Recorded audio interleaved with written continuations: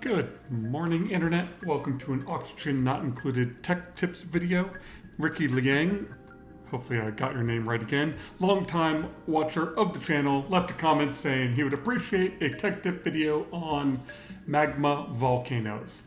And I completely agree. If you've watched any of my playthroughs, I definitely make a lot of the same mistakes over and over again. So we're going to first go over kind of how magma flows, so you know how long your magma blade should be. We'll get some of this stuff out of the way. But I guess before we get there, most importantly, vacuum. If you're going to try to do anything around magma or a volcano, you need to be able to make a vacuum. Whether it's with pump, building it solid and building it back, whatever you got to do to make a vacuum, make it a vacuum. Also, be careful of any material that outgasses. You know, it doesn't take much polluted dirt. I think polluted mud also outgasses. Bleach stone. Like any of that stuff real quickly can screw up your entire world. It does not take much for that little bit of gas to spread out everywhere. So let me go ahead and clean that up, then we'll look at magma. But again, make sure bleach stone, slime, polluted mud, meat that's about to go off, get it out of there. Now that that mess is sorted out, while I have magma volcanoes here, this also applies if you're dealing with the upside down planet, or if you're just trying to deal with magma at the bottom of your base. Magma's magma, whether it comes from a volcano, minor volcano, etc. So let's spawn in a bit of magma right there. So magma does not flow very far. In fact, we're going to go smaller increments. And it definitely takes quite a bit before it starts to roll off. So building materials, yeah, that's 8. Igneous rock actually does work. It does a pretty good job of insulating, unless you have some debris. So let's just do some igneous rock. So if we drop that debris down there, in fact, we'll put some over here as well.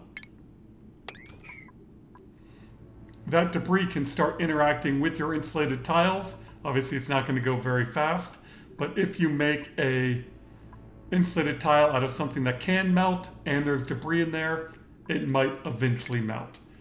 But igneous rock typically does a fine job as an insulated tile, but you want to use ceramic obsidian if you have it. If you want to build any ladders, you want to build the ladders out of... God, that didn't even stick around. You want to build them out of obsidian, you want to build them out of ceramic, steel, something that won't just melt as soon as you're trying to use it. So that's the basics. Now let's talk about how far magma can flow. Now it's starting to drip off of here. We'll spawn in 1,000 kilos at a time. We'll see it flow out.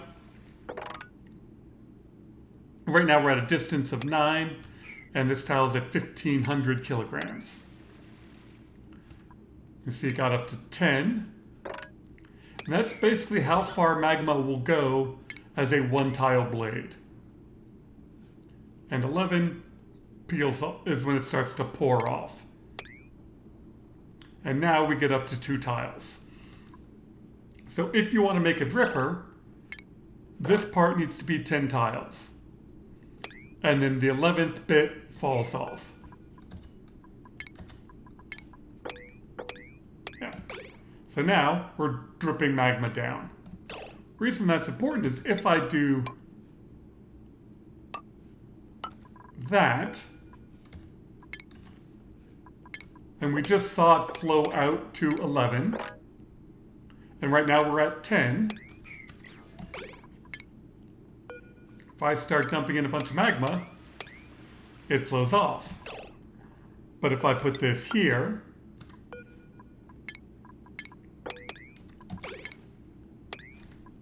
no matter how big this gets... Oop, I spilled some. No matter how much magma is in that column, it won't force it off the edge. So 10, it will then pour off at number 11. So that's important. If this isn't here, it will now flow across the top and start pouring. But now you've got 2 tiles high, not the 1 tile easily to control blade.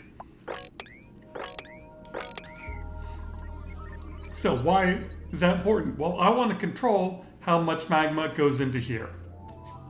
So here we have just a classic dripper room. You want to have steel mesh tiles and a steel door, or thermium if you can get thermium. This distance is 9. Well, it flows from 10. By having this here, 10 and 11 pours off. We then have a temp shift plate down here. As magma pours across here through the door, it can't form a chunk inside of a mesh tile, and it can't form a chunk into solid tiles. So it'll form diagonally into this temp shift plate, and then you want to have a tile or something for it to exchange heat with, and someplace where this auto sweeper can grab it. So if we grab a bunch of magma,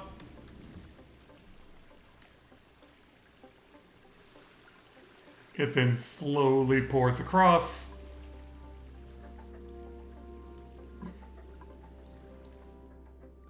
Not quite enough.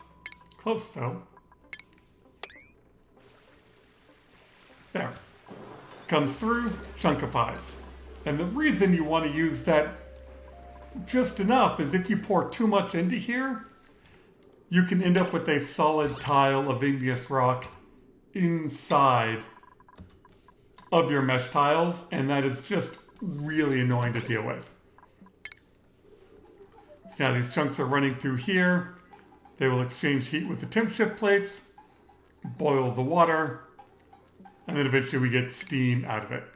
We'll toss in a bit more. You see how it kind of pooled up there?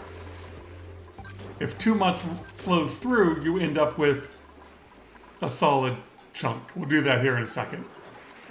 So now these rotate, exchange temperature, we get steam power. Once the temperature drops down enough, it comes out.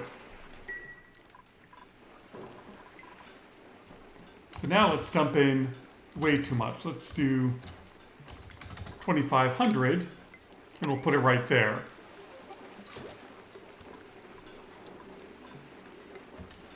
Let's see, did that do it? Yes. You see that little gap right there?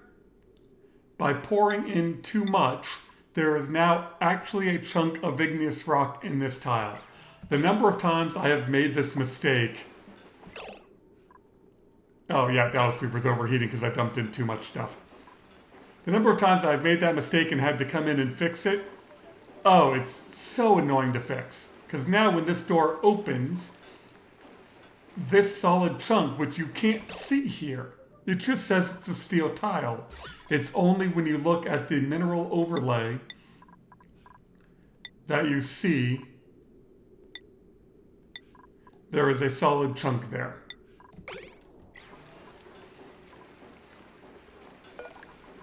Oh, fine, we'll just rebuild you.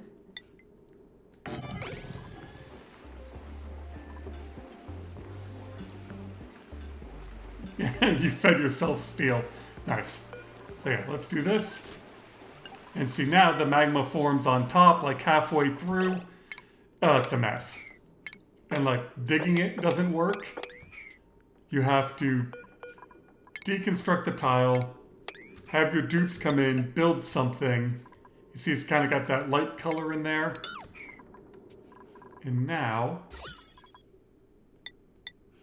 it's gone. They then have to clean the material out. Ah, still very annoying to deal with.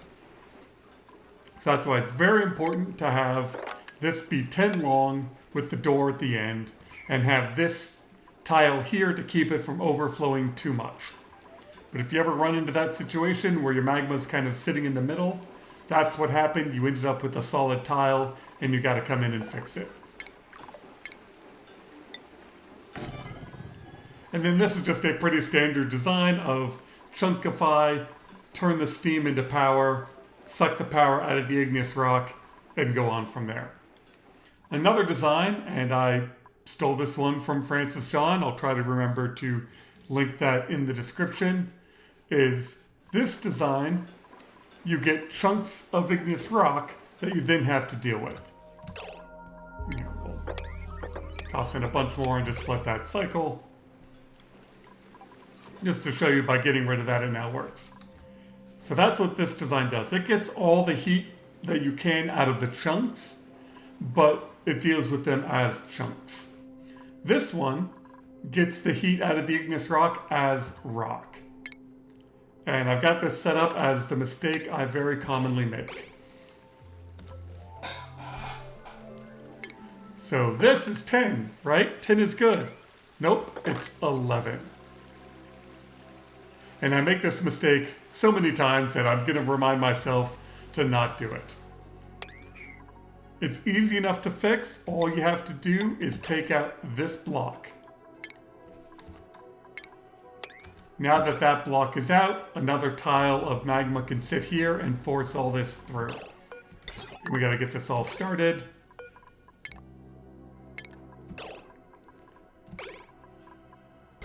Oh, I think I gotta do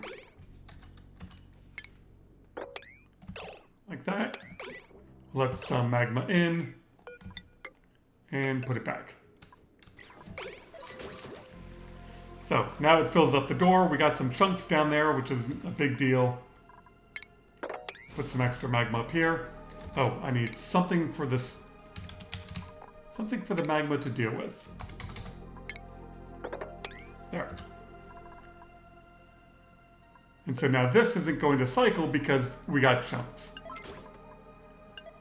So we'll go and do that.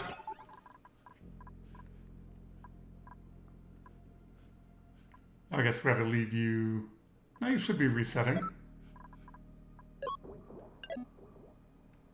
There. So now we get a solid pool of magma. All this heat comes through this tile, through that temp shift plate, through the door, into this tile, into this. Usually what he's doing with it is a petroleum boiler. So you have the crude oil come in, boil, boil, boil. It's a great design because it sucks all the heat out of this solid rock. You get a lot of energy out of it.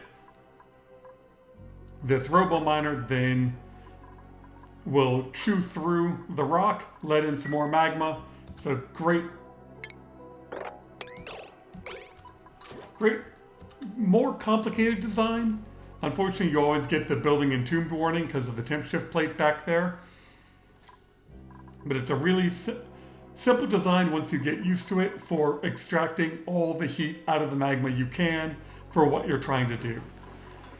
Because this is in chunk form, it's not as good for the petroleum boiler. Petroleum boiler, you want a bit more control over the temperature, and this works out great. So those are two very common designs. I just thought of one I remember seeing that I haven't looked at in a while. So let me build it real quick and we'll go over how that one works. All right, we will see if I got this right. I think this was a Tony design. So the idea behind this is the magma flows and then starts to get chunkified, all of it. So if I put in a bunch of magma, and I remember the trick to this one is getting it started. So the chunks come through, and you have to have some way of getting that first little bit to turn to steam. So we've got this pump here. And we send in a bit of water, because we've got to get everything up to temperature.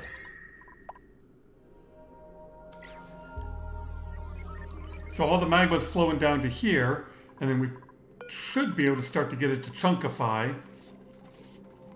Oh, no, it's solidified. Maybe you need some water first. I know. I will try to go find his video and link it. It's been a while since I've seen it, but now I wonder if it was before some update broke all this.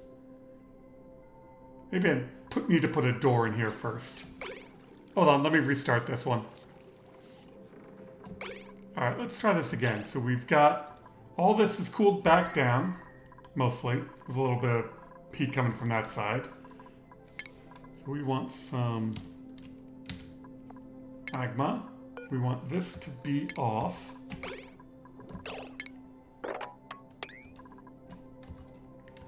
And then we want to turn on a bit of water.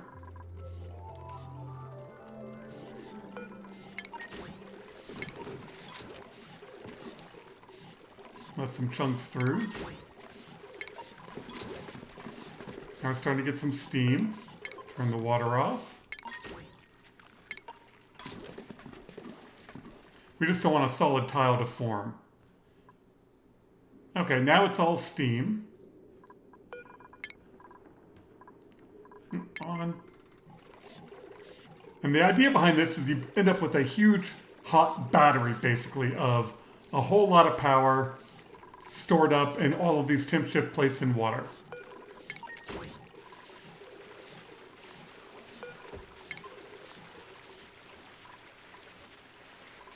And so you can take all the magma from a volcano, get all of its heat into these tiles.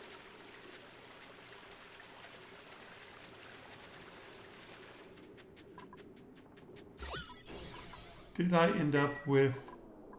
doesn't look like it.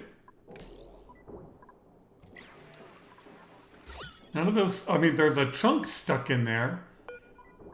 But none of these say they are igneous rock. So yeah, I think that worked. It's been a while since I've seen this video. I just tried looking for it and I hadn't found it yet. But you can get this pressure up to nearly 1,000 kilos. All the heat from the volcano ends up in here, and you end up with a huge heat battery. So it's just a different way of doing it. And I think he had some better controls than I'm showing. But I mostly just wanted to show this different chunkify design where it tries to get all the magma over here. But I think there was a game update since he made that video that then makes those solid tiles. But so far this is working.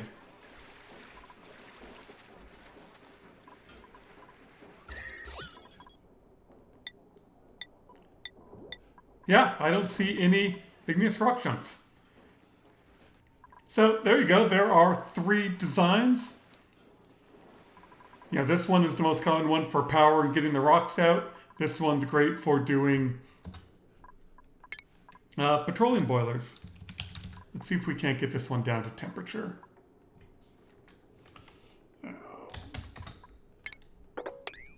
Oh, that's magma. I want water.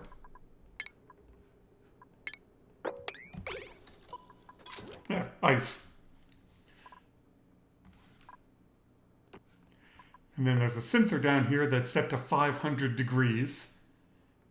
So as soon as it gets down to that point, this will then cycle. So I'm just dumping ice in to cool this down faster. Then we'll take a look at it. That's because I've got sandbox on, which means I should be able to get the heat gun working.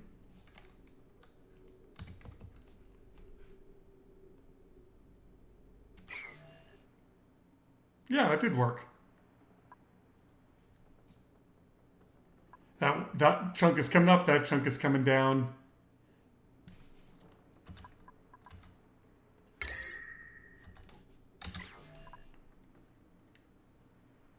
Great, why are you coming back up?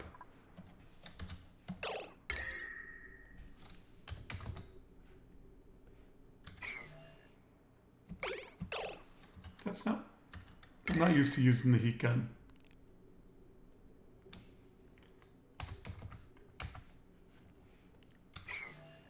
That's... okay, I don't understand why it's not making it the temperature I want.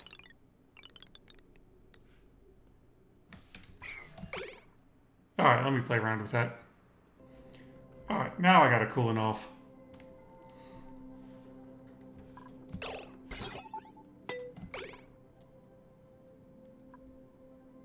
I think this needs to be set to like 20-ish. Whole point is this stops the doors from cycling until after, hopefully the robo miner is done by that point. So boom, you go. Robo miner goes.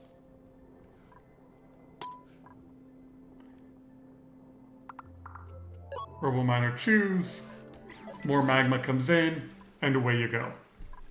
And then the system resets, and you've got another chunk ready to go. So thanks to Francis John for that design. Thanks to Tony for this design. And I don't know who originally came up to this one, but thank you for whoever came up with it and shared it with the community. So important things to remember with magma volcanoes. Obsidian. Obsidian is your friend. Obsidian does not melt. Steel. Vacuum. And most importantly, this distance needs to be 10. 9 from the blocker. And then it pours off. So, thank you, Ricky, for suggesting that I do this. I hope that I remember to make this the right distance next time, and I don't end up with that block again. Anyway, thank you all for watching. Hopefully you've enjoyed this tech tip video, and have some fun out there playing with magma, and I hope your dupes survive.